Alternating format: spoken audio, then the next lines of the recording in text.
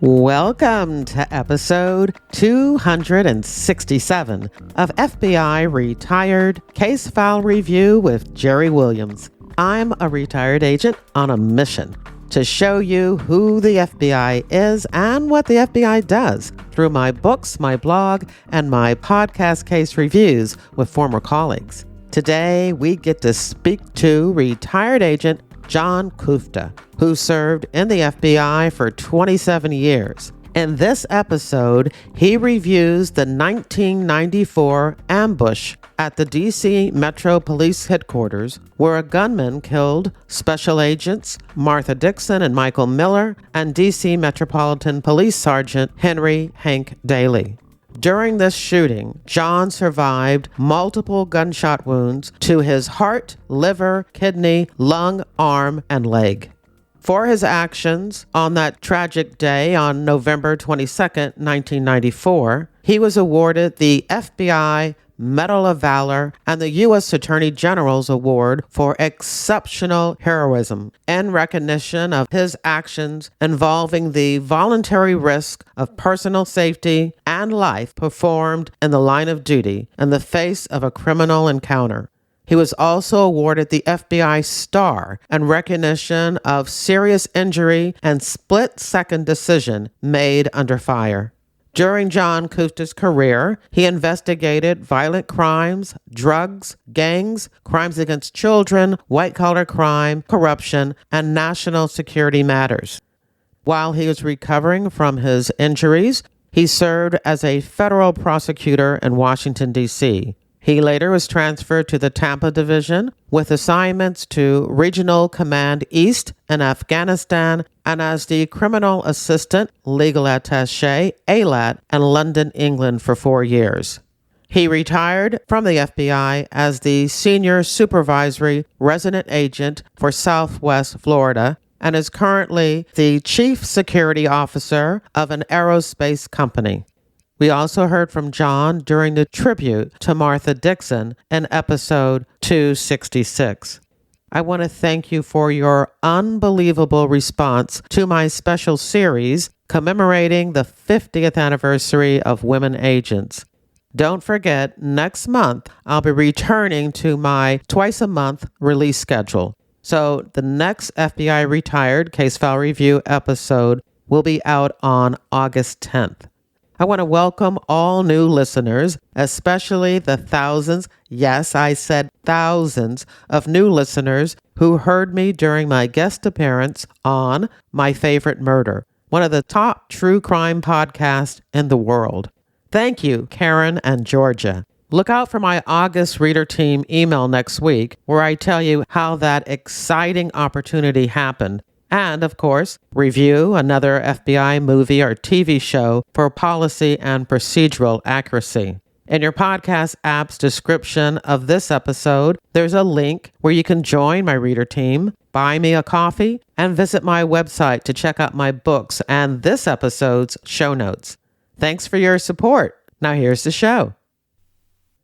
I want to welcome my guest, John Kuchta. Hi, John. How are you? Great, and thanks for having me, Jerry. Thank you for being here today. I've expressed my concern to you about having you recount this story. I'm really concerned that I'm not making this an emotional moment for you. I appreciate your genuine concern, but I think it's our duty really to go through this and recount the sacrifices of Martha, Mike, and Hank, our friends on that fateful day. I don't want to leave out Billy Christian. I almost look at this incident as a continuum of a very bad and dark time in our nation's history.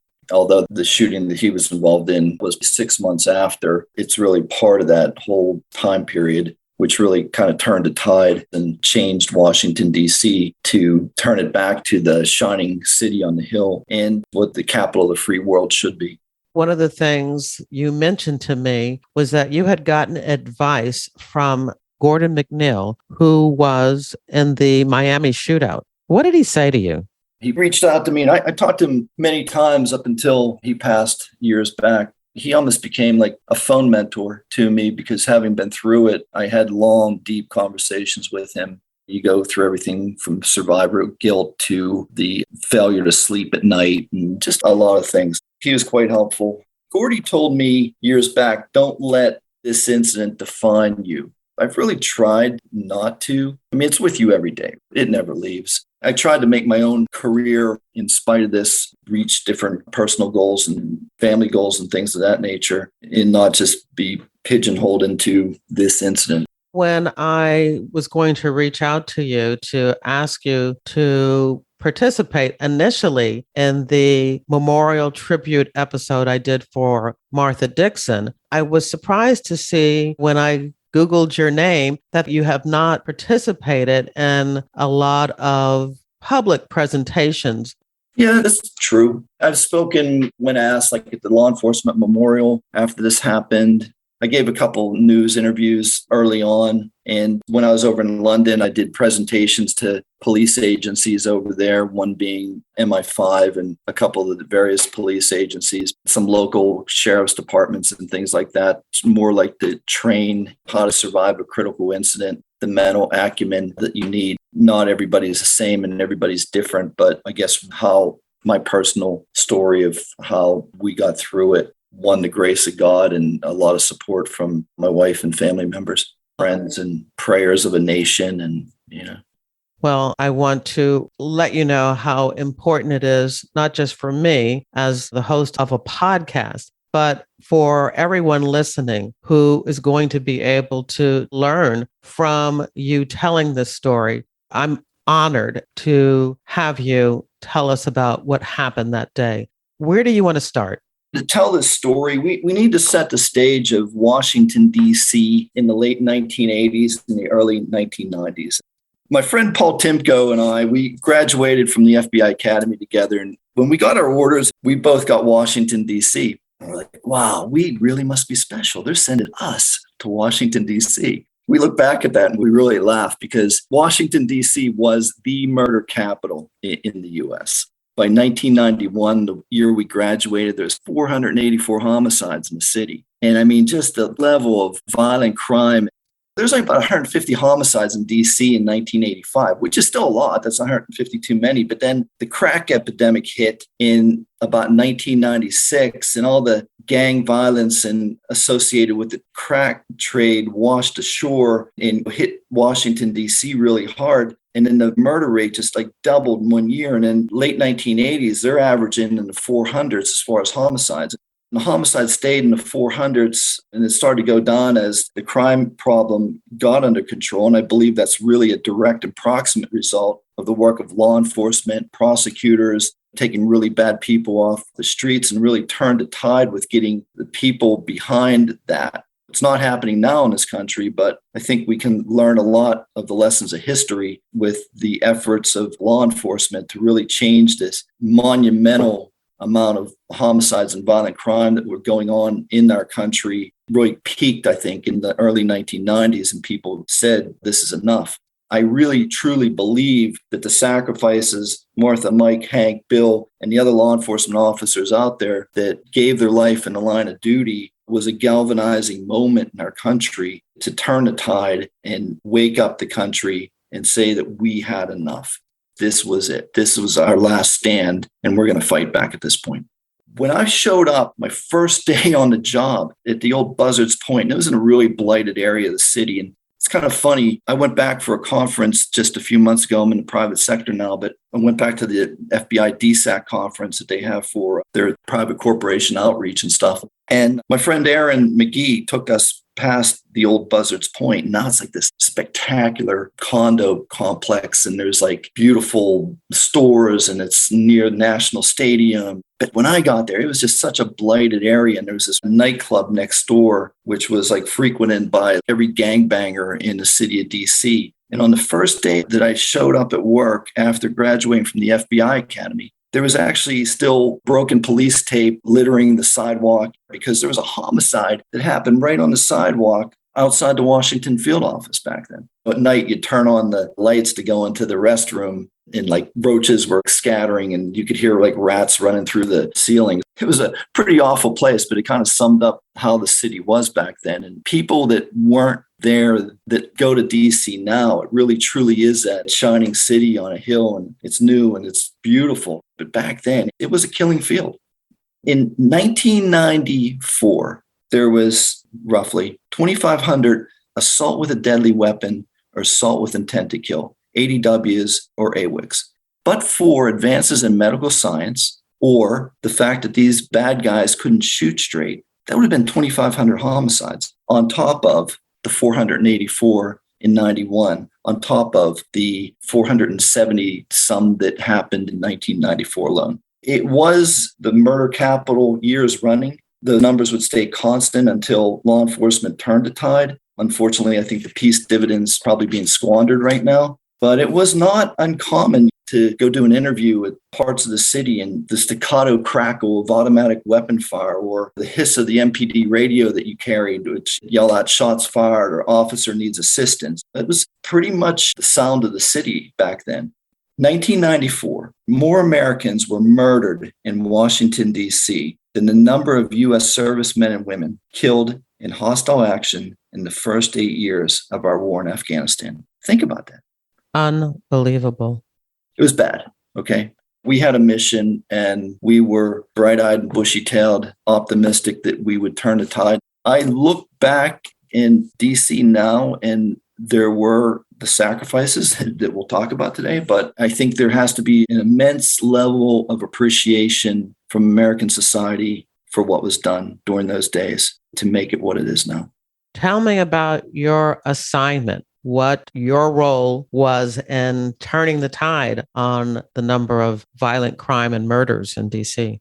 Well, I don't know how big my role was. I was a young agent at the time. I was right out of the academy. I started on a drug squad. Well, I started on the applicant squad in Washington. I got off of that after about 6 months, and I got the C6, the drug squad, and Eddie McLaughlin, a legend from the Stone case and the Pizza Connection case and others. And there it was more like a macro view of we were working. I was part of a team we were sitting on wiretaps on the Rayful Edmond case. And Rayful Edmond was the kingpin who brought crack cocaine to Washington, D.C. He was put in jail, and then he actually ran his drug empire from Lewisburg Federal Prison. The reason actually why we have recorded phone calls now in jails directly came out of that case. That was the macro level, but I was young and I wanted action. Doing enterprise type cases weren't as interesting for me at that time. And I wanted the action. I wanted to be out there in the streets. I want to be working with detectives.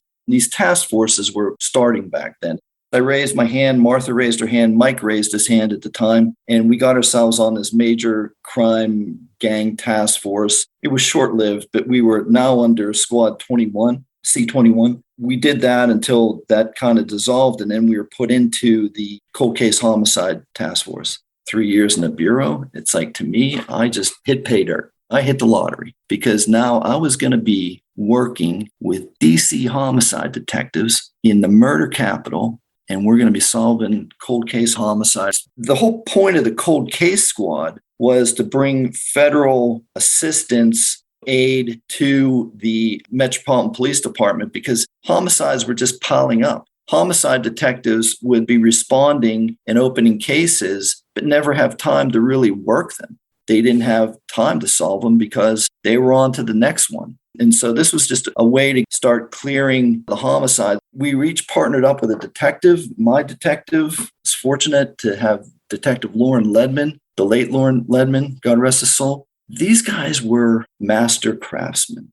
They were artists in the way they conducted interviews. And I was like a sponge. I was just trying to learn as much as I could, not just investigative techniques and things of that nature, but just the art of the interview, the art of how these guys used a read method and they built rapport with like the most hardened, tough people, or how they would get witnesses to talk who'd been threatened and intimidated. And the whole idea behind that cold case squad, everything's a federal crime, pseudo-federal crime in Washington, D.C. It's a federal city, so FBI had jurisdiction to work with them. And it was a great experience for someone like me who didn't have the investigative experience to learn from the best of the best, as well as other agents of varying levels of experience, certainly Mike, certainly Martha, Jerry Bammel, others that were like second office agents who had been in for quite a while.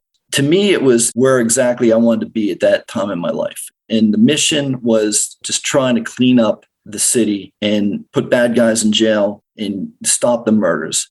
My day would be pretty much I would go to the Washington field office in the mornings, get there like mid-morning because you would work in through the night. Back then, we didn't have cell phones. We didn't have Google. We didn't have Google Maps. I don't believe there was even, there might have been one internet connected computer with a dial-up modem back in the field office. Everything was like old school, looking through the old 3x5 card catalogs to do any kind of research, looking through the hard books to find addresses. And the whole concept of that cold case squad was we would investigate what was deemed gang-related homicides of over a year old. And the idea behind going after cases that were over a year old was witnesses were more likely to come forward because maybe there was animosity built up between the shooter. There was less of a chance of retaliation against witnesses. Maybe the shooter was in jail on some unrelated charge at this point, and our job was to solve these crimes. That kind of is in a nutshell of what our purpose was, what our mission was, and where we were going.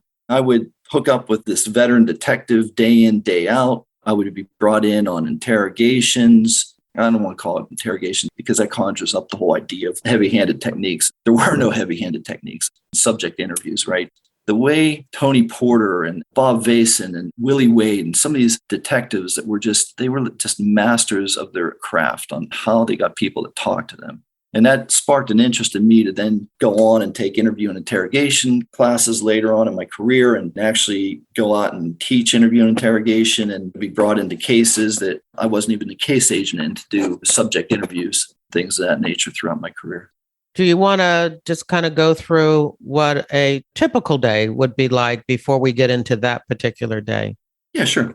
Mid-morning, late morning, I would roll into the FBI field office at Buzzards Point. There, you do your administrative work that you had to do. You had your squad supervisor over there. Ed Dixon was our squad supervisor. All of us would meet. You'd have to do whatever FBI paperwork. You'd talk. You'd find out what's going on. You have your squad meetings. You'd have your bureau type assignments. But we were attached to and embedded with the cold case homicide detectives. So after checking in with the field office, you would go over to MPD headquarters, which is geographically, it's on Indiana Avenue. It's like maybe walking distance to the Capitol building, Union Station, if you're familiar with Washington, D.C. It's walking distance to the mall. And over there, you had the U.S. Attorney's Office, you had the federal courthouse, you had D.C. Superior Court. That was all kind of in that same area, adjoining buildings. In D.C. Police Headquarters, let me give you the description of it because it will come important. It's one of these old granite, like probably built around the turn of the century buildings. It's now called the Hank Daly DC Police Headquarters building. I think it was like 6-story, 7-story building. On the top story was the police chief and the command staff.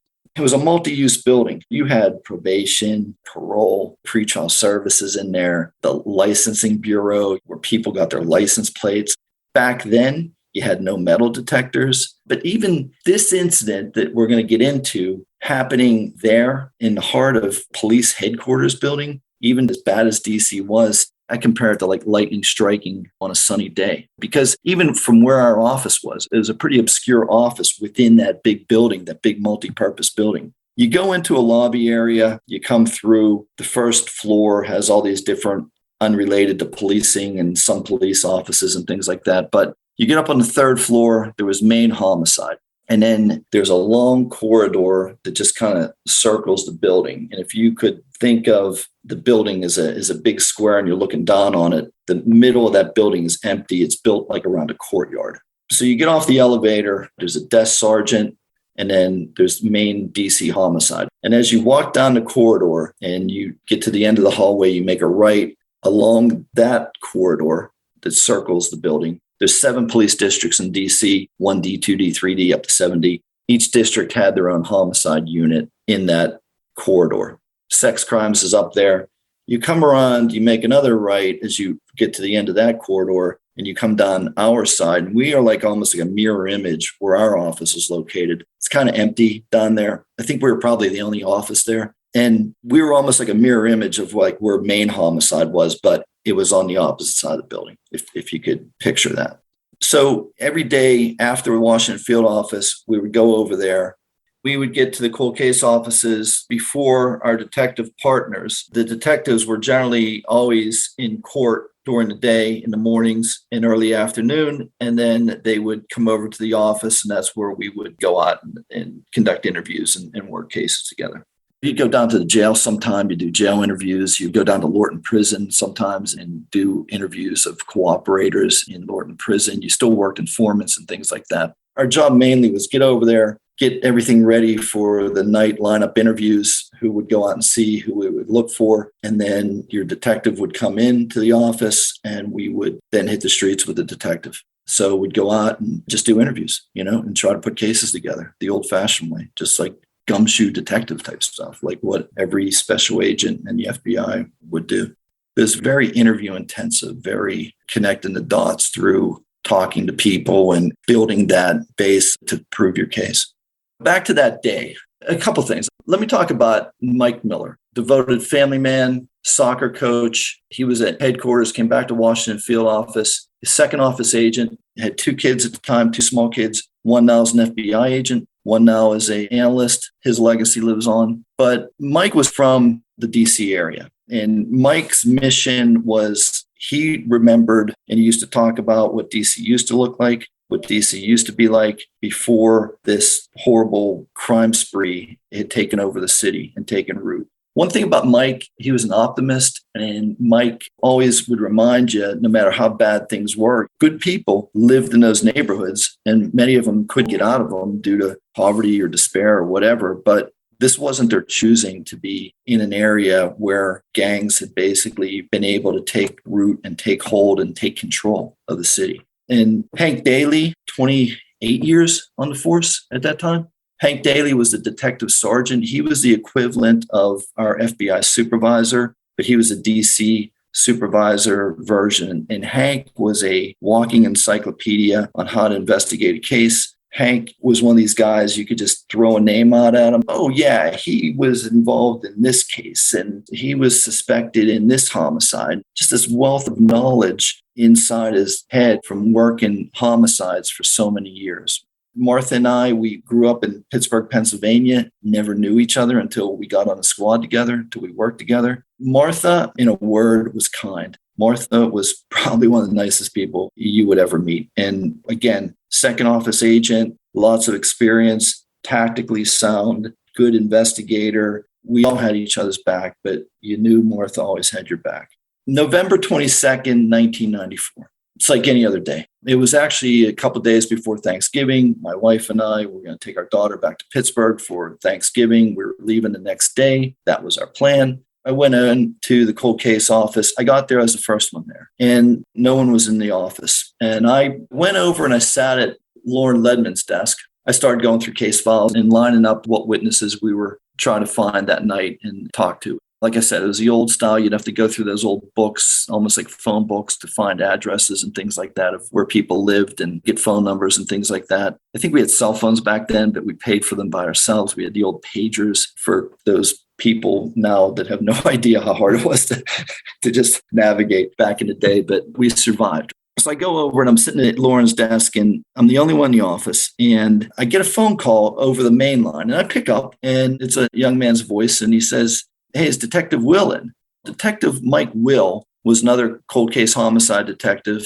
He and Lauren were in court together that afternoon. And Mike's desk was directly opposite of Lauren's desk in the main area of the cold case squad. So I said, "No, he's not here. Can I take a message?" And he says, "Can you do me a favor? Can you check? He's supposed to have a witness voucher for me." So I put the phone down. Hold on. I go over to Mike Will's desk and I see that there's a voucher, a payment voucher there. This is Mike Will's informant. Whatever name he gave me, and I didn't recall, I'm saying, "Yeah, it's here." And the kid on the phone says, "Okay, I'll be over shortly to pick it up." So that's in the back of my mind. A while later, as the afternoon's going on, Martha comes in and she is at a desk opposite in that main cold case homicide office. and we exchanged greetings and stuff, but we had just seen each other over at the Buzzards Point at the FBI field office. So she goes about doing her work, going through case files and probably doing the same thing I'm doing because she's going to go out with her detective partner that evening. And then Hank Daly, the detective sergeant, comes in and Hank comes over and starts talking to me. Hank's area was in a separate room. There was a divider between the main cold case homicide office where we all sat. It was like a bullpen, a bunch of old wooden desks like smashed together and a little walkway between them. There was makeshift rug-covered modular furniture walls that blocked off a little room next to this main cold case homicide unit. You walk through like a little makeshift kitchen that's like blocked off by little walls. And then there's a refrigerator and people kept their lunch in there and stuff like that. And then a coffee machine and sodas that people put money in the can for. When you walk through that little modular furniture kitchen thing, there was a little room area, 2 desks back there. Hank's desk was in there and Mike's desk was in there. It actually wasn't Mike's desk, but that's where Mike ended up seating. And then there was a sofa against the wall. If you're sitting on the sofa, the desk that Mike ended up sitting in is to the right, and Hank's desk is to the left. Behind that sofa is another room, and that's the interview room where we bring witnesses in, and it's recorded, and it has tape running and stuff like that. So on that day, I'm in the main cold case homicide office. Hank walks in and start talking to him, and he's like, hey, come on back to my office. And that little area beyond the modular furniture wall, was what Hank considered his office. I go back there with him and we're talking and Hank's telling war stories. Every conversation with Hank was an education, and the education on how to investigate, education on DC, and education on how it got to where it got to, education on who's who in the city, who's committing the homicides, how we got to go about proving various cases that we're working. And Hank's given this education. I'm sitting on the sofa, I have my back to the wall. Hank is at his desk, relaxed, talking. To my right, Mike Miller comes into main homicide, comes through that little modular cube area and sits at the desk opposite Hank. Mike is to my left, Hank is to my front right, and the 3 of us are talking. And to give you a perspective of how close, how tight this area is, if Hank, Mike, and I all stood up, we could touch hands in the middle. We're having a 3-way conversation. As I said, there's this like little makeshift kitchen that separates the room that you have to walk through to get out into that main homicide room. All those, as I explained earlier, there's all the different district detective offices down the hallway. A lot of them would keep their lunches in that refrigerator there because that was the only refrigerator probably in that area, or it was convenient for them. Or they'd come in and get a cup of coffee, or they'd come in and throw some coins in the thing and get a soda out of there. As we're talking, different people are popping their head around the corner, doors opening, closing, and main homicide, people coming in, popping their head around, saying hi, whatever. And I remember at one point, Jay Abbott, Jerry Bammel, who were also on the squad, they popped in, they joined the conversation for a while, then they leave. And that's kind of how things were going. And it was a pretty relaxed thing. I was waiting for Lauren to get in. I'm talking and learning from Hank. Mike's talking and learning from Hank. We're waiting for our partners to get there so we could go out and work for the night. At that point, there were 3 individuals walk in, and one's dressed sort of like an overcoat, tie, dressed up, young kid. There's 2 other younger kids with them. At that moment, they're standing in between Mike and Hank's desk, are facing each other, and I'm facing Mike and Hank's desk. My back's to the wall. And these kids are standing right in front of us. And the one kid says, hey, is Detective Will in? So my mind goes back to that phone call that I got an hour earlier from Mike Will's informant saying he was coming by to pick up this witness voucher, this informant payment. And again, it's a few days before Thanksgiving. Mike was trying to take care of this kid, say goodbye to turkey for his family, kid from the streets of DC. At that moment, the other guy, the older one who is dressed more businesslike, pulls out a machine pistol. I thought it was a MAC-10 at the time, similar as a Cobra M11 machine pistol, and depresses a trigger and starts firing. Now I'm sitting on the sofa. I have my back to the wall. I always carried my firearm on my right, on my hip. It wasn't a fanny pack, wasn't an ankle holster or anything like that. I had it on my hip because, again, you want to be ready in DC at any time when you're out on the street, but you'd never expect something like that happening there. First thing that happens in my mind, I guess the nuns got to me early. I grew up Catholic. I consider myself a Christian. I started saying Hail Marys and I started saying Glory Bees. Bullets are flying out at the end of his barrel. I'm sitting on the sofa. I pull my firearm out, take aim and start shooting at him. And then I start to get up from the sofa. And at this point, he had spun like a 360. He hits Hank first. Hank goes to the floor, multiple shots into Hank. This gun's fully automatic. It's an illegally owned handgun. It's illegally remanufactured machine pistol. It's a machine gun, basically. You press a trigger and bullets are flying out. What comes to mind to me is as fast as I'm pulling my trigger, I can't pull that trigger fast enough to get the bullets out fast enough because these bullets are just whizzing. He does his 360. He hits Hank. He hits one of the informants in the rear. I didn't see what happened to the other informant, but he would have ran past me and hid into that interview room that was directly behind me underneath the desk. He shoots Mike. I don't see Mike. Mike drops down behind his desk on the floor, between the floor and the wall. And now I'm up on my feet. I'm firing at him. He's firing at me. And we're like feet apart. And I'm getting hit. I'm getting hit in the upper chest. I could feel it. Initially, the bullets were burning, but it wasn't like they hurt. It was the acrid, pungent smell of, I guess, gunpowder, like you're at the range. Your ears are ringing. Everything was going super fast. And it only lasted seconds from what they say. The final Forensic Bureau report, that shootout in my room, in my area, even though it was going full speed, like a million miles an hour. Part of my mind can break this down almost like an old movie reel, like slide by slide by slide of what's taking place. As I'm getting hit, I get hit in the arm, right arm. I get hit in the upper chest. My left arm, I had a Timex watch, one of those Timex Ironman watches. That's what saved my wrist. It ricocheted the bullet amazingly. I still have that bezel from it.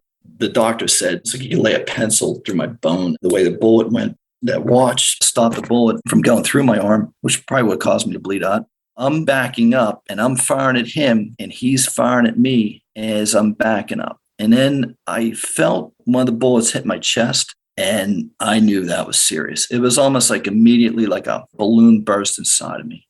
And it was like, you could just feel just kind of everything inside of you just kind of like falling down. I knew that was serious. And that's the one that did the most damage. It hit my heart. It went through the pericardial sac. But for the grace of God, I'm here because it went through my low pressure chamber of my heart. It then penetrated my lung, took out part of my liver. Well, it went through my liver, but that regenerates, that grows back. It took out part of my kidney, and that bullet's still actually in my back. They said, leave it in there. They weren't going to operate and take it out. As I'm backing up, I'm shooting my firearm, pulling that trigger as fast as I can. And these bullets are whizzing at me. And I'm concerned because I know Mike is behind at that desk. And my big concern is like crossfire. And I don't want to hit Mike. I'm just firing at this guy. And then I knew in my head when that one that I could feel, I knew was serious, hit me. I said, I got to get down. I got to get down on the ground. At that moment, the bullets hit my femur, my upper leg. That was when I felt excruciating pain. When you look at x-rays after the surgery, it's almost like somebody took a bite out of an apple. My femur was shattered. It took down my leg and I immediately dropped. So now I'm laying out on the floor. I can't see where the shooter's at. I'm below the armrest. So if I'm sitting on a sofa, the right armrest. Now I got up from the sofa, I'm firing at him, I'm going backwards. I get hit in the leg and I fall to the ground. It takes my leg out from under me and I fall to the ground. And now I'm looking at, I can't raise up over the armrest. All I do is I put my arm up over the armrest. I continue to fire downrange from where he last was. And then I go in and out of consciousness. I come to, the first thing I can hear gunfire, not in my immediate area. And that would have been when he was in the shootout in the adjacent room beyond those makeshift walls, those modular furniture walls. He would have been in the shootout with Martha at that point. I didn't know that. All I knew is I looked at my firearm, what they issued us back in, the SIG 226 9mm, and I knew I hadn't fired the lockback. I knew I still had it. I didn't know how many bullets I fired. I knew I didn't fire to lockback. So I'm thinking, oh my God, he's coming back to finish us off when I hear the gunfire. I'm trying to stay awake. I'm saying Hail Marys. I'm saying Glory Bees. I'm praying. And then your ears are ringing and I'm just waiting for him to come back. And I know I still have a few bullets left. I think the Bureau said the final report said I fired 12 rounds. And then the shooting stops. And again, I'm in and out of consciousness. The next thing I recall is behind Hank to my right, and I see Hank laying on the ground and he's not conscious and he looks like he's in really bad shape. I won't describe it, but I see Hank on the floor and there's a door a few feet behind where Hank's desk was. It goes out to the main hallway. That door always remained locked. The main entrance into the cold case squad was that adjacent main room from us where Martha was sitting and where Martha got in the gunfight. I can hear this click, click, click, click, click. It had like a slide bullet over it. It like this big, heavy 1920s or whenever that building was built back before air conditioning. They had like a metal grate in the bottom, like this heavy, thick steel grate that airflow would come through. I could see the doorknob going back and forth, click, click, click, click, click, click. And I can hear a woman's voice on the other side saying, we can't get the door open. I yell out, officer needs assistance. 3 of us are down. I didn't know what was going on in the other room, but I yelled out our names, going back and forth. When I heard we can't get in the room, my mind went back to an incident that happened a few weeks before. And I'll digress here for a moment. A few weeks before, there's a cipher lock that was on that door into the cold case squad. This may have been a week before. I was out with Lauren, my detective partner. It's a Friday night. We go out, we do interviews. He drops me off to my Butte car. I left some stuff up in the cold case office. I go up, retrieve my stuff before I come back down and go home. When I get up to the cold case office, I press in the numbers on the old cipher lock and I can't get in. I guess they changed the combination, didn't tell anybody. So I go down to main homicide, desk sergeant. He doesn't know what they changed it to. I go down to the different districts. They don't know. Get on my cell phone and I start calling. It's a Friday night. It's late. I start calling different people on the squad. I go down the list. Nobody has a combination. I call everybody on the squad. Ed Dixon, Jerry Bammel, blah, blah, blah. Nobody's answering. I finally get to Sue Kostler, who was also an agent on the squad. I'm like, Sue, do you know the cipher lock? I'm locked out of the cold case office. I'm trying to get in. And she gave me whatever the number was and I got in. But it took me 45 minutes that Friday night to be able to get into that office a couple of weeks before this happened. So I'm laying there and I know that I'm seriously critically wounded on the floor. And I hear the woman detective's voice on the other side saying, we can't get in. We don't have the combination. And it took me 45 minutes to get in a week earlier. I made a decision. I was not going to die there. So although that door was always propped open, we'll never know. But I believe when Mike Will's informants and the shooter came in behind them, I believe he closed the door behind them and it locked. Therefore, if they didn't have that combination lock, no one was getting in there. Now I'm laying on the floor. I know I'm hit seriously. And I hear this woman's voice on the other end of the door saying, we can't get in. We don't have the combination. My mind goes back to that. And I thought to myself, I'm not dying in here. And I got a wife and an 8-month-old daughter at home. I'm not dying here. So I'm in excruciating pain for my leg. I crawl over to that door. Every bit of strength I had, I tried to get up and take my body weight and slide the slide bolt before I turn the knob, and then I fall back. I can't do it. A second time, I get up.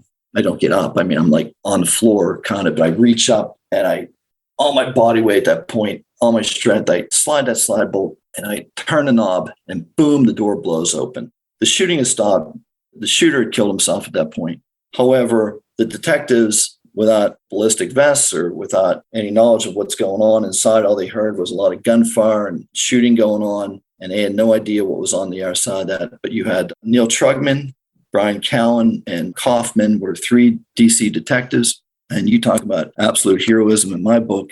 They weren't waiting for a SWAT team to come in. They weren't waiting for any order to be given. When that door blew open, they rushed in. They pulled me and Hank out. They couldn't see Mike, unfortunately, because Mike had slumped behind the desk and he couldn't be seen. And you couldn't see Martha on the other side of that wall. Next thing I know, I'm being dragged down the hallway on my back, and I never stopped praying. At the time, I was practicing Catholic, but I said, call priest, I'm a Catholic. And then I am being pulled down the hallway and I get taken into a room. I'm in the room. I believe it was paramedics or EMTs or someone was working on me, but they tore off my shirt, my jacket. They put like cellophane over my chest wounds. And I knew, oh no, that's sunken chest wound is what I was experiencing.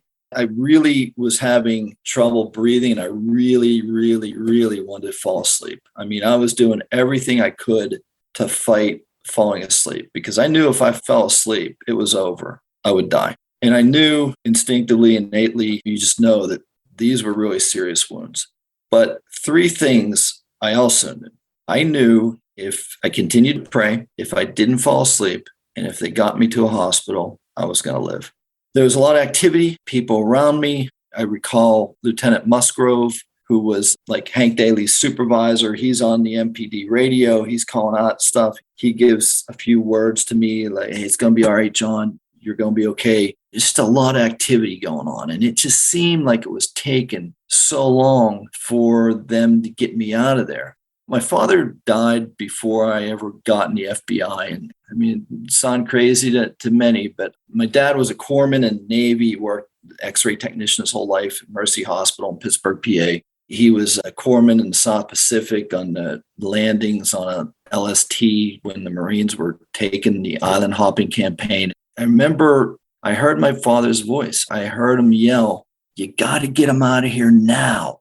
As crazy as that sounds. And like at that moment, somebody just took action and they put me on like a sheet, rolled me on a sheet, multiple people on each side of the sheet, picked me up, and they started running me down this back hallway to a back elevator. And right as those elevator doors opened, there was a waiting cot with paramedics there. They put me on the cot. They take me down to, I remember coming out the Indiana Avenue side of the building, and there was a waiting ambulance transport. I remember getting they put me in the ambulance, and there was another detective sergeant in there. He's talking to me the whole time. He was just talking to me, keeping me awake. And it was almost like those old like Western movies you see I used to watch as a kid and stuff where they like, stay awake. The guy's shot and they slap his face and they tell him, try to keep him awake. I just knew. I never stopped praying. I knew I had to stay awake, and I knew they'd get me to the hospital. They took me all the way up to Washington Hospital Center, which was up on North Capitol Street, which is a pretty good drive from there. Through traffic, DC traffic, middle of the afternoon, rush hour is probably starting to come on at that point, helicopters in the air.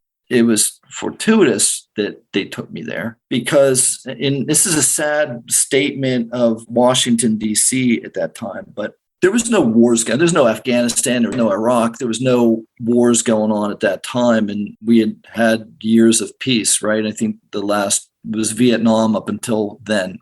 The murder rates in inner cities of America and major cities of America were so bad, but DC being the worst, they supplanted Gary, Indiana per capita, Detroit for per capita homicide rates years in a row, every year running. The doctors from the Walter Reed Medical Center, your Army doctors and your Navy doctors from the Bethesda Naval Center, they would work the emergency rooms of DC General and George Washington Hospital and Washington Hospital Center in order to get combat field practice on how to deal with gunshot wounds in the event that the U.S. would ever go to war and they would have to work on U.S. soldiers. So it was a benefit that I got up there, and it was the Bethesda Naval team, I believe, was on that day. And they were the ones that brought me in and were working on me. And also Dr. Bikram Paul. Dr. Paul, he's a surgeon. He's since retired, I believe, from the medical practice. But Dr. Paul was the doctor. Bill Clinton was the president at the time. And Dr. Paul was the doctor selected to operate on the president in the event that in a contingency plan, if there was ever an assassination attempt against Bill Clinton. So I was through God's grace, I was in the best hands that you could have in the medical field. I remember when they got me to the operating room, they're working on me, and I just felt like I was drowning. There was that what actually hit my heart. And I was really trying to stay awake. And I remember Detective Middleton was up there, who had previously, just a week or so before, been out on an interview with and on that one case. And he gave me a thumbs up. You're going to be okay. And he's on the radio and all kind of activity going on and people running around. And I just felt like it's closing in on me and I'm really having trouble breathing. They came and they stuck a tube down my throat. I felt like I had instant relief. I was like, it's like almost like something drained and I could breathe.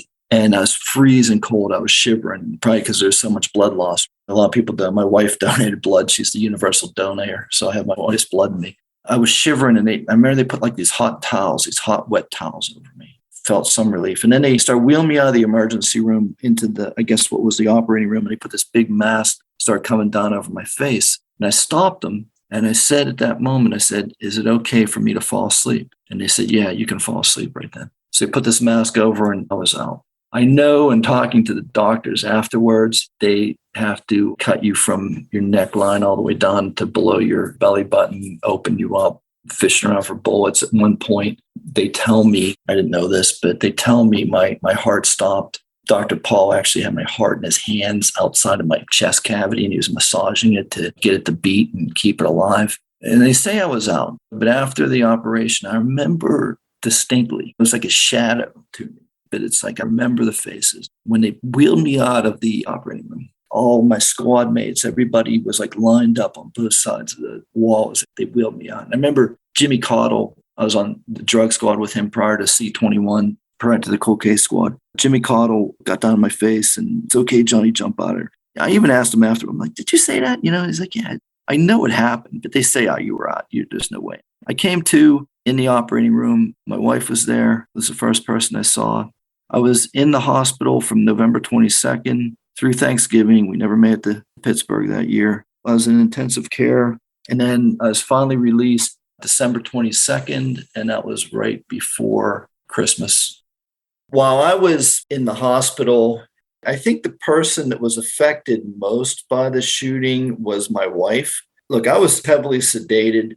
I was in a hospital bed, but she was the one who was dealing with all the stress, the strain, fielding all the calls and having to worry about our 8-month-old daughter, keeping things as normal as could be during that traumatic time period. She went to the funeral services for Martha, Mike, and Hank that were in DC. She's the one that dealt with the firsthand, the pain, the loss, the stress, and everything that went along with that. She nursed me back to health after I was out of the hospital. And through all these years, she's been the one who was a pillar of strength that really, if I could say if there's any one single person in this whole world that, helped me and helped our family and really got us through all this, it would be my wife, Helena. We call her Lenny. The FBI had agents posted at my house around the clock.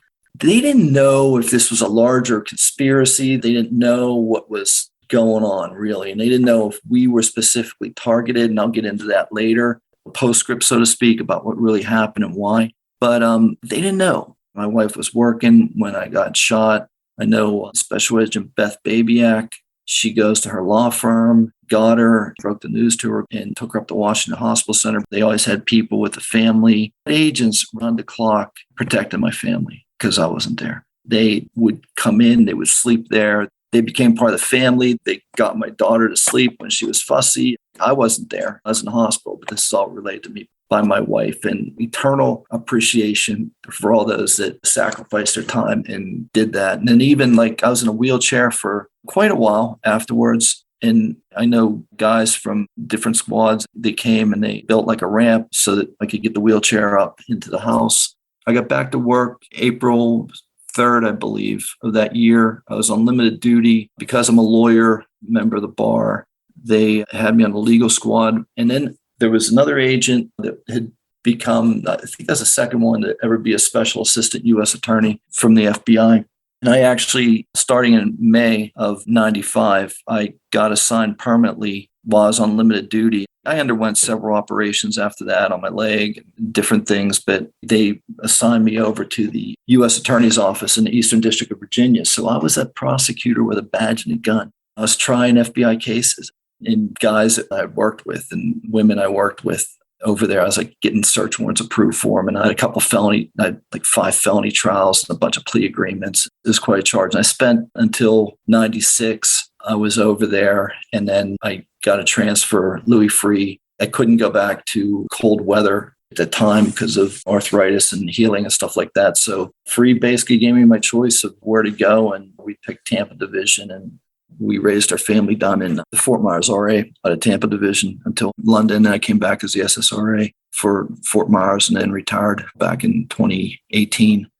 Was there ever a thought in your mind just to stay at the U.S. Attorney's Office and not return as an investigator, as an agent? Oh, yeah. Yeah, it went through my mind. Looking back, I'm glad I came back to the Bureau, and it was what I always wanted to do. Growing up, I always wanted to be a police officer, become an FBI agent. That was a lifelong goal. When I got to the U.S. Attorney's Office, it was a very, very rewarding experience. I mean, to stand at the bar and address a judge, John Kuchta, on behalf of the United States, Your Honor, to make charging decisions and to work with agents. It's like working at a totally different level. You're standing and making arguments, trying to convince a jury of the person's guilt and going into the grand jury and presenting cases. It was the rocket docket over there in the Eastern District of Virginia. It still is. And I think they have a little statue over the door, the tortoise and the hare. Their saying is, justice delayed is justice denied. The Speedy Trial Act is invoked in every case. It's very limited when they will actually grant continuances. And if you indict a case, you are going to trial, or it gets resolved by a plea agreement. And I mean, you have to be ready. It was a baptism by fire. It was probably one of the coolest experiences I had in my FBI career. It was a great time. I can't deny it. I could have stayed on. I look back. Overall, I'm glad I went back to the Bureau because that's what I always wanted to do. As great as that was, being a prosecutor, representing the United States of America and pushing Bureau cases forward and DEA cases. Back then it was Customs, now it's HSI, but I worked everything. State cases, National Park Service cases, crime on government reservations, Lorton cases. It was quite a time. It was quite a charge. And then to be carrying forward as a prosecutor cases of agents that you worked with on various squads was really a very rewarding experience. Little postscript. Let me go back to the reasons for the shooting. The shooter grew up suburban Maryland, two-parent family, parents divorced. If you look at his writings and stuff, he's a really talented person, but very dark. I guess went to evil versus goodness in looking at prior FOIA information, stuff like that. A statement of his mother. She was a Christian. She tried to convince him when he came of age not to go back. He went back down to DC and got running around with a gang, and she tried to talk to him. And I guess there was no reasoning with him. Whatever the allure of evil, money, drugs, fast times, whatever, but he was drawn to it. And that's the choice he made. He was running with a gang called the First and Kennedy Crew. And back in DC, it wasn't Crips and Bloods or anything that organized. You had localized street gangs that basically controlled the drug turf, the crack trade in their little area. They were usually named after the cross streets, First Street and Kennedy Street in Northeast DC. He went to jail. The police raided one night their gang hideout, and they seized weapons and drugs and all kinds of stuff. And they were getting ready, actually believed, to take part in shootings against a rival gang. These guys all these gangs, they would just, somebody's encroaching in their turf, they'd get running gun battles in the streets. And the First and Kennedy Crew was also responsible, just to show you the level of violence. There was a woman who put her kid in the car. She lived up in that North Capitol Street area, was coming after work, picked her kid up from daycare, was driving down North Capitol Street, got stuck at a red light. There's a running gun battle. Her kid's in the back seat in the car seat. Bang, bullet goes slamming through the side window of her car and goes through her head. And based on a running gun battle between the First and Kennedy Street Crew and a rival gang that was fighting over control of drug turf. And I mean, that's pretty much how it was in DC. Anyone at any time. I mean, it was a high crime area, but it's like the lawlessness had completely taken over, disorder, and the level of violence and depravity that took place there, the stuff that you would see when you go into these apartments and just how kids were taken care of. It was an eye-opener. I grew up in a city. I went to a city neighborhood. I thought I was a pretty tough kid, but it wasn't anything like what you saw in those days in DC, what you were exposed to. So First and Kennedy Street Crew, that MPD does a raid a couple years before on them. They lock up the shooter, and he gets convicted and does 2 years in Lorton. He gets early release, parole, and is released back on the streets in October of 94. And of course, his family was his gang. So he starts running back I think he got released in the fall, might not have been, maybe the summer or the fall. He starts running with the gang again, First and Kennedy Street crew, and they mark a rival drug dealer who is breaking the rules of the drug trade back then because he's flashing a lot of cash, he's driving a nice car, he's wearing nice clothing. And this drug dealer is laying his head down where his girlfriend's living. Girlfriend is the granddaughter of the owner of the home. He's a retired postal worker, 80-some-year-old man, described to be salt of the earth individual who lives in a room upstairs. But granddaughter is letting drug dealers stay with her in grandpa's home. Her mom and other friends are staying there. They identify this drug dealer dating this girl as a mark. And so First and Kennedy Street guys, the shooter and a couple others, I intentionally don't give their names. I just see no reason to give them credit. And that's why I'm calling them shooter, if anybody's wondering. So Kennedy Street crew members, 3 of them, the shooter and 2 others, the leader and another, they decide they're going to do a home invasion. They start watching this drug dealer and they feel he's holding money and drugs, and they're going to do a home invasion when the opportunity happens. So they see him go over to the girlfriend's over grandpa's place, which is the home where the girlfriend's staying. They burst their way into the home. This is early October. They put everybody down on the floor. Grandpa's upstairs. Here's the commotion. And then they beat him unmercilessly, trying to find out where's your drugs, where's your stash, where's your money. He doesn't have anything, doesn't give anything up. Put everybody down on the floor, bang, bang, bang, bang. The mom of the girlfriend plays dead. They shoot a drug dealer, kill him, kill the girlfriend. They run out the back door of the home. As they're running out the back door, grandpa is coming down the steps and they unload into him. He's coming down just to say what's going on, and they kill him. So there's a triple homicide. As they leave the residence, the shooter, in our case, in this matter, he vomits. DNA was in its infancy. Probably back then, it was like a big deal to get DNA evidence. They weren't doing it. Probably take about 6 months to get back from the lab back then, or maybe even longer. So he runs out the back door. Later on that evening, they get stopped, field inquiry by the DC police. So they know that they were in that area. And then detectives start working this triple homicide. And they pretty early on make the connection that it's the First and Kennedy Street crew members, and that the shooter is out on probation, I guess, early release. He has the most to lose. So DC detectives investigating this triple homicide wasn't us, wasn't anybody in the cold case squad. It was main homicide on the other side of the building, on the other side of the 3rd floor from us down the corridor. They start investigating this triple homicide. They bring in the shooter multiple times. Even his father brings him down at some point for an interview, and they interview him, and he never gives up. He's not a snitch. He doesn't give up his involvement, and they interview him, subject interviews, and he stays down there. I think one interview went like 4 or 6 hours or something like that. But every time he goes back after being interviewed by DC Homicide, his gang members start accusing him of being a snitch. Hey, you're down there talking to Homicide. You're down there a long time. You must be saying something to him. You got no heart. You threw up after the scene. You're an expletive, derogatory terms. You're snitching on us. Based on writings that came out after subsequent search warrants and stuff like this, very dark individual. His aim was to kill police officers and prove to his family, the gang, that he was not a snitch. And the way he was going to prove that is he was going to go down to DC police headquarters and exact revenge on the detectives who were investigating him. Not us, didn't even know about us. We weren't in any way involved, but he was going down to that main homicide office on the other side of the building, on the other side of the 3rd floor from us, to exact revenge. And he picked November 22nd, 1994. Why November 22nd?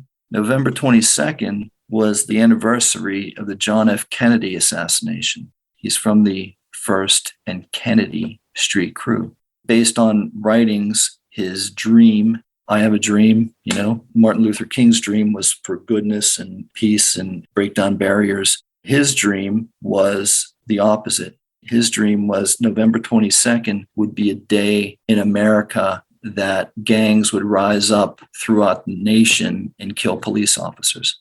Very distorted. He was on the side of evil, darkness, whatever you want to say. His soul wasn't saved, although I think his mother probably tried. So what he did is he dressed up like a detective and had his illegally possessed and illegally remanufactured firearm, the fully automatic, and he came down to DC Police Headquarters. Back then, no one stopped you. There was no metal detectors. There was nothing. It's not like today. Actually, this incident is why we have that security we have now, but back then you didn't, surprisingly. He walked into DC Police Headquarters, got on the elevator to go up the third floor to go to main homicide. Just so happens he gets on the elevator at the exact same time that Mike Will's informants are getting on the elevator. They don't know each other.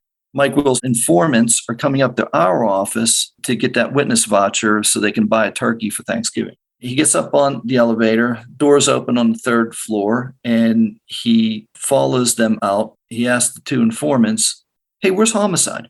And they say, "Oh, follow us. We're going to homicide." Because these kids, their background, the young kids from the street, I mean, they know the difference. All they knew as homicide was Mike Will and where Mike Will worked. And he worked in this office around the hall on the other side of the building from where they're getting off the elevator. So he follows them. He actually stops at DC homicide, main homicide. And he stops them. He says, "Hey, isn't this homicide?" And they're like, "No, man, we're going to homicide."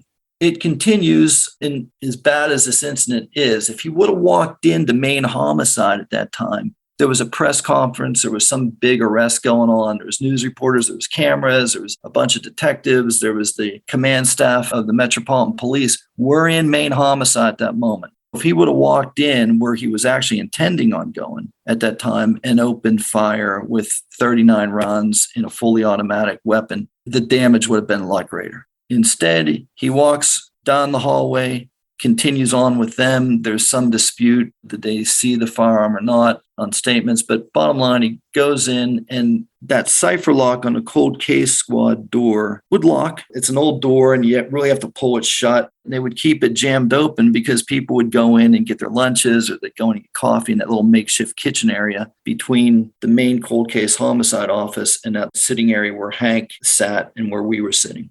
So he comes into the main cold case homicide office and passes Martha. They hear our voices, I guess, in the back. And they go into this little section. And that's when the kid says, "Is Mike Will in?" And then, the rest of the story.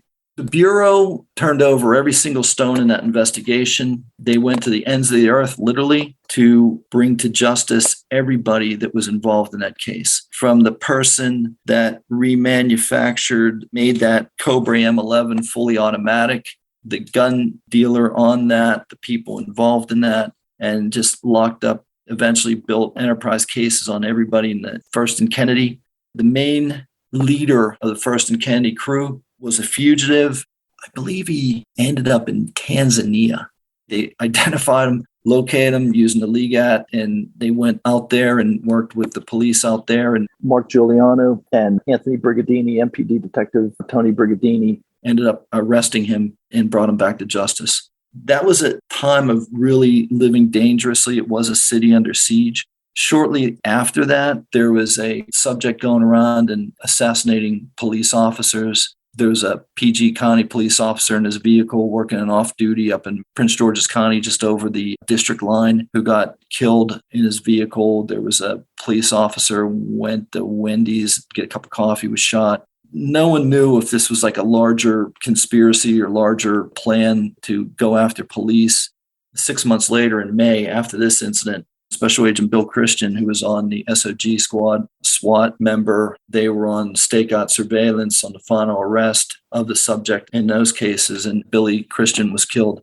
Bammel was involved in the shootout. Jerry Bammel, who's squad mate. The shooter in that case was responsible for the slaying of PG County officer John Novobilski. And the shooter in that case took Novobilski's service weapon from him after he assassinated him. When the police were closing in on him, Jerry Bammel, who was also on our squad, who, if I go back to our shooting, was just in the room right prior to the shooting happening. There was a protracted shootout as well as other members, and Jerry shot him multiple times. But the shooter in that case killed himself after he was, grievously wounded by, the shootout that he was in with the FBI and with Jerry Bammel. He was grievously wounded, but he shot himself with Novobilski's gun, service weapon that he took. Even though there were two unrelated crimes, it's similar to the shooter in our case. killing himself with Martha's gun and ending his life, the same way. And I always look at that dark time in our nation's capital as like a continuum, right? That continuum of violence between November 22nd, 1994 and May of 1995 really galvanized the city to turn things around and cooperate and get behind police and really make DC what it is today. But unfortunately, I think we're kind of slipping back there because people don't remember recent history. When you go out and talk to police departments and law enforcement sessions, what are the lessons learned from this? I believe a legacy of some of the lessons learned for law enforcement and the FBI in general is after November 22nd, 1994, the FBI radically changed the firearms training program based on what happened in that shooting. And just as they moved from revolvers, 6-shot revolvers after the Miami shooting to issuing pistols with 15-round magazines, they really changed how we train and how we qualify. And we know police agencies throughout the country base their program in part or in whole off the FBI's qualification course. And if you look at all the shots fired between me and Martha, right?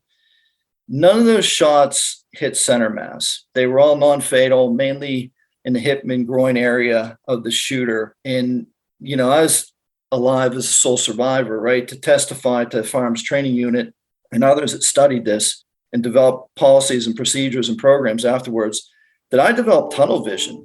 I focused on the shooter's gun.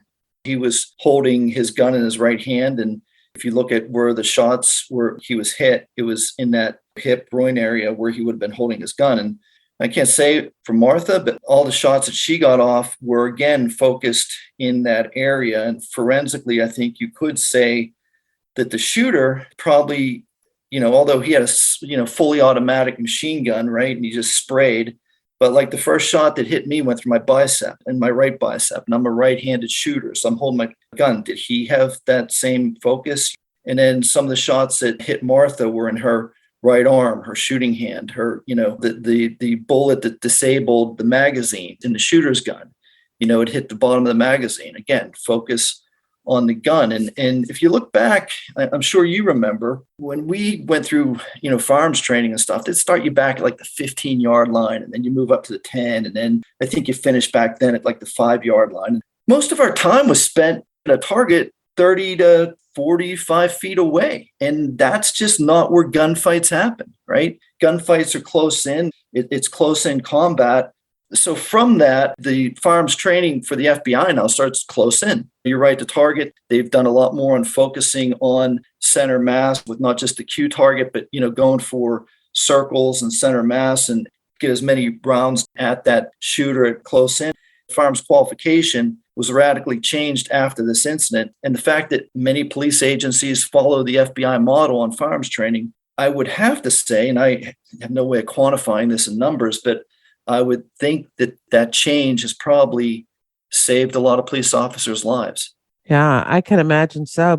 The FBI, they study, they overstudy, they do analysis. They went back and looked at a lot of these spacing of where shootings occur, and they completely developed the firearms training and the pistol qualification course based on, the fact that you are most likely to get in a close-in combat situation, a close-in shooting, and train to that. The highest honor I had came after my FBI career. I was retired at that point, and Mike Miller's son, I remember Mike calling him Mickey at the time, but he goes by Mike. I remember Mike was a soccer coach and always had soccer team pictures of the different kids, the teams he was coaching on his desk, and had his kids' pictures up there when they're small. His daughter's an analyst. His son is a special agent. After I retired, for a few moments, I got to stand in his shoes. A few brief moments on the FBI Quantico Academy stage and present Mike Miller's son with his credentials and stand in the place of his dad and hand him his badge and his credentials. And that was probably, it came post-bureau, but that was probably the highest honor that I could ever have, to be asked to do that. He asked you to do that? Yes. That must have been just a wonderful feeling that he would ask you to do something that normally a father would do for a son or another relative would do for a relative coming into the FBI family. I can understand how that meant so much to you.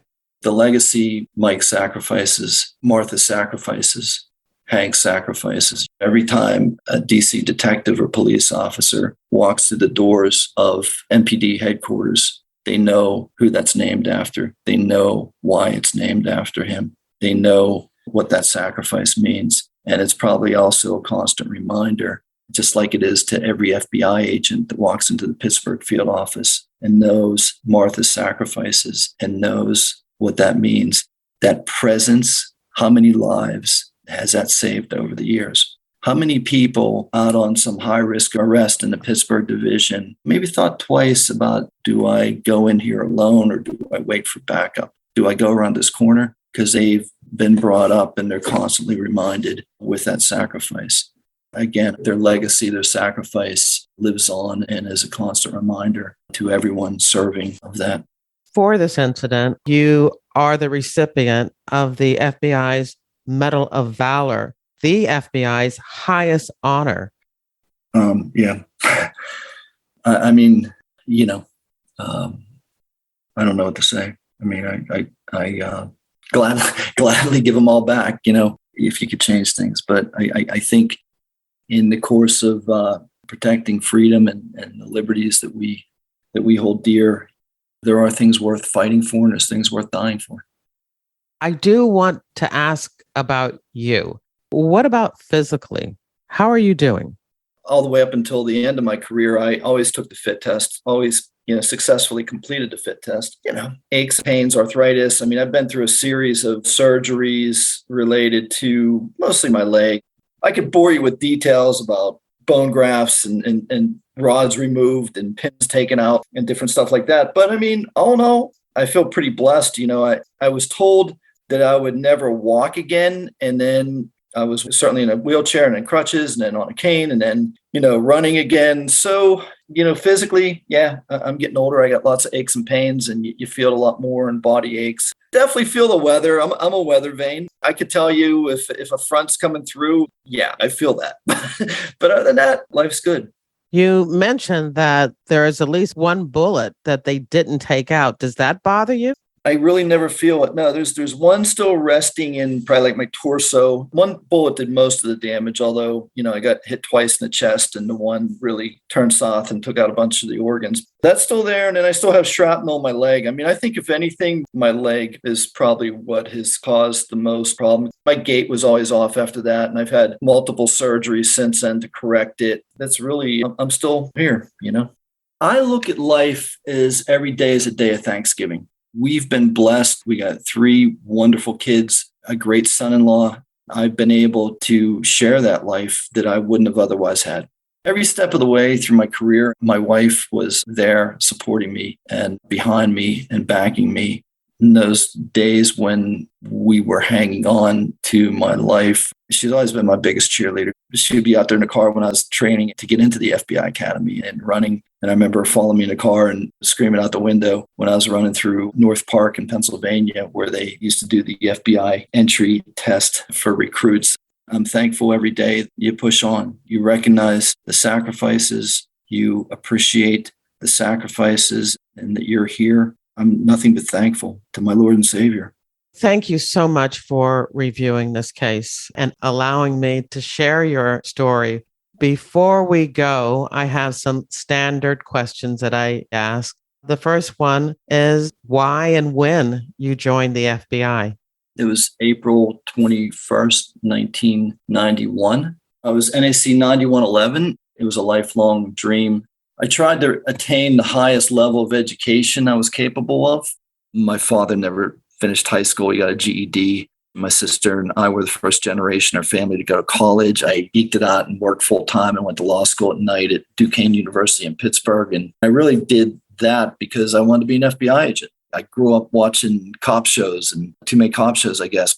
The sure way into the FBI back then was you either had to be an accountant or a lawyer. And I couldn't do math. I wasn't going to be an accountant. I've always been interested in political science. That was my major in law, and law to me was always fascinating in the legal system. And I ended up going to law school for the purpose of joining the FBI. When did you retire and what are you doing now? I retired August 21, 2018. That was 27 years to the day of when I graduated from the FBI Academy. Currently, I'm Chief Security Officer at an aerospace company on the Space Coast of Florida. After retirement, I went into ethics and compliance, corporate investigations, and currently I'm Chief Security Officer for a really great aerospace company that makes really cool airplanes. I always like to give my guest the last word. So what would you like to say? So, Jerry, as you know, I spent the last 5 years of my FBI career assigned to the legal attaché office at the U.S. Embassy in London, England. So I think it's fitting that I end with a quote by Sir Winston Churchill. Churchill said, "No one pretends democracy is perfect or all wise. Indeed, it has been said that democracy is the worst form of government, except all those other forms of government that have been tried from time to time." Now, America, our government, our Constitution, which you and I took an oath to uphold and defend so many years ago, provides the greatest system for protecting civil rights, individual freedom, and liberty in world history. Albeit, our system is imperfect. I think there's dangerous and false narratives that have taken root in this country.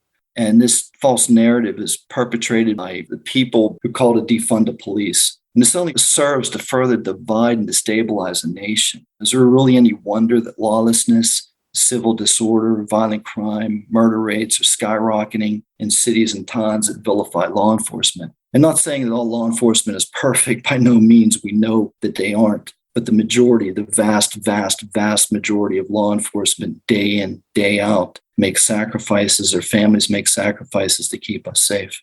And I think the decline in support for law enforcement among our government officials and in popular culture has had serious ramifications nationwide. The FBI reports a 50% rise in law enforcement officers assaulted and killed in the line of duty between last year and this year. Police recruiting is woefully low nationwide, and police officers are retiring or leaving law enforcement in droves. Now, we must not forget that there's a very thin blue line that separates anarchy from ordered liberty. The last time this country danced with this soft on crime devil was in the 1970s and peaked in the early 1990s when our major cities were reduced to crime-infested hellholes. My message is to the members of this younger generation who've grown up in relative peace, stability, and prosperity, and who never learned the lessons of the recent past. And my message is also to the members of my generation and older generations who forgot the lessons of the recent past. So as you sit in outdoor cafes, sipping lattes in neighborhoods that were once crime-ridden killing fields, recognize that the air of freedom that you breathe today is not free. The comfort and security you enjoy was paid for with the blood, sacrifice, and lives of this generation and previous generations of women and men of law enforcement. Names like Michael John Miller, Henry Joseph Daley, Martha Dixon, William Christian, and the over 22,000 officer names carved into the granite walls of the Law Enforcement Memorial in Washington, D.C. And that's the end of the interview. In your podcast app's description of this episode, there's a link to the show notes at jerrywilliams.com, where you'll find a photo of John Kuchta, a longer bio for him, other images, and links to articles and videos about the tragic November 22nd, 1994 shooting incident. I hope you enjoyed the interview and that you'll share it with your friends, family, and associates. You can show me just how much you liked it by buying me a coffee. There's a link in your podcast app's description of this episode, or you can visit jerrywilliams.com and tap on the little coffee cup icon in the bottom right-hand corner of my website. Don't forget to follow FBI Retired Case File Review on your favorite podcast app. Now, this podcast is all about true crime, but if you're also interested in crime fiction, once a month via my reader team email, I keep you up to date on the FBI and books, TV, and movies. When you join my reader team, You get access to my FBI reading resource, a colorful list of more than 70 books about the FBI written by FBI agents who have been guests on this podcast. There's nonfiction, crime fiction, true crime, and memoirs. You'll also get my FBI reality checklist where I debunk 20 cliches about the FBI and receive news about what I'm up to and about my FBI nonfiction and crime fiction books. I want to thank you for listening to the very end. I hope you come back for another episode of FBI Retired Case File Review with Jerry Williams. Thank you.